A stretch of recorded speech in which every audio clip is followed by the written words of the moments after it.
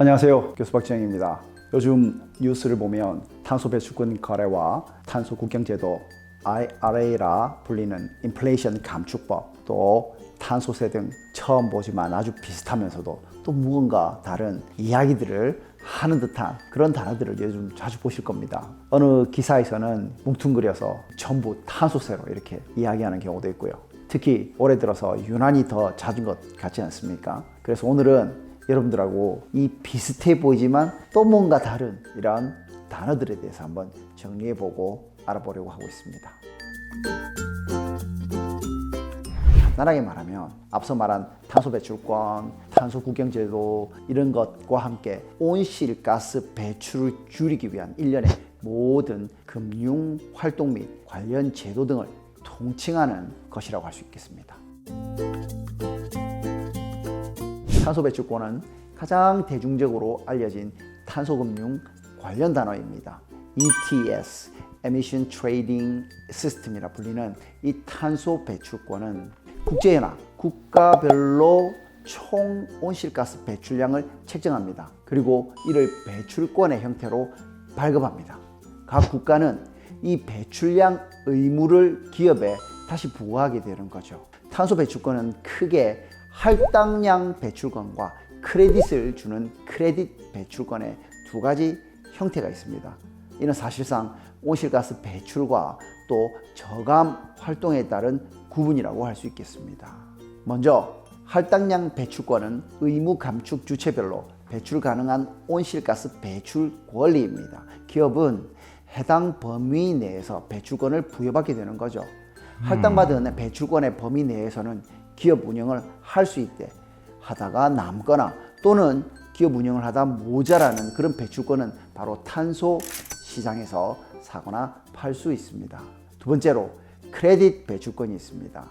크레딧 배출권은 온실가스 저감 활동을 통해 예상 배출 전망치보다 온실가스를 줄였을 때 그 저감량에 해당하는 만큼의 크레딧을 반영해주는 방식을 말합니다. 탄소 배출권은 우리나라도 2015년부터 시행 중에 있죠.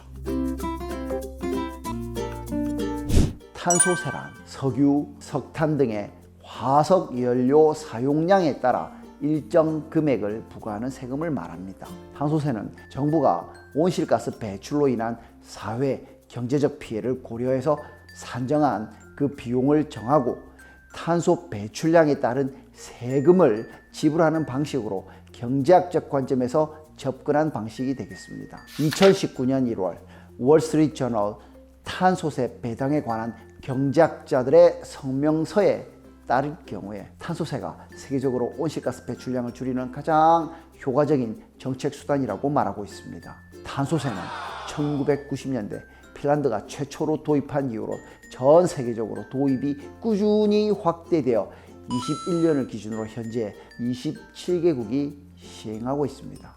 우리나라 또한 뒤에 이야기할 탄소 국경세와 맞물려서 탄소세를 도입해야 한다는 이야기가 나오고 있지만 실제적으로 시행하지는 않고 있습니다. 예전 용어 설명을 하면서 한번 말씀드렸던 제도입니다. CBAM이라고도 불리는 이 탄소 국경세는 이산화탄소 배출 규제가 약한 국가가 강한 국가의 상품과 서비스를 수출했을 때 적용받는 관세입니다. 탄소 발생이 포함된 제품은 다른 국가로 이동할 때 이 탄소 역시 제품에 포함된 채로 이동하게 되고 이에 따른 탄소 이동에 대해 그 관세를 부과하는 조치가 되겠습니다. 이러한 제도가 필요한 이유는 국가마다 다른 온실가스 배출량 규제 수준을 이용해서 탄소를 많이 배출하는 산업이 온실가스 규제가 적은 국가로 이전하는 것을 막기 위한 것이지요. 탄소 국경세의 가장 선두를 달리고 있는 곳이 바로 EU가 되겠습니다.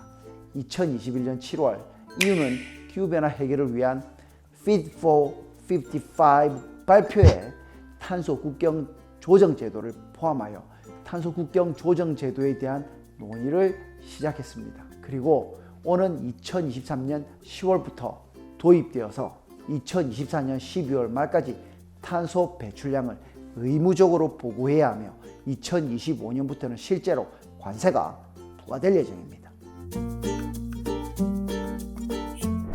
인플레이션 감축법, Inflation Reduction Act라고 하죠. 이 IRA는 미국이 2022년 8월 16일에 발효한 법입니다. 바로 얼마 전입니다. 미국 내 급등한 인플레이션 완화를 위해 제정된 법으로 기후변화 대응, 의료비 지원, 법인세 인상 등을 골자로 하고 있습니다. 특히 기후변화에 대응하는 것과 국가 에너지 안보 강화에 힘을 싣는 법입니다. 전기차 대중화를 위한 보조금을 어떻게 배분할 것인가가 큰 관심사 중에 하나이고 있죠. 탄소금융 종류에 대해서 좀 알아봤습니다. 비슷해 보이는 단어들 사이에 그 의미가 이제는 좀 명확해졌기를 바랍니다. 저도 강의를 하고 나서 또 열심히 공부 더 해야 될 것 같아요. 자, 다음 시간에는 이 중 가장 큰 화두인 탄소 국경세와 그리고 최근에 조명받고 있는 IRA 그리고 탄소 시장 여기에 대해서 좀 알아보시도록 하겠습니다. 자, 감사합니다.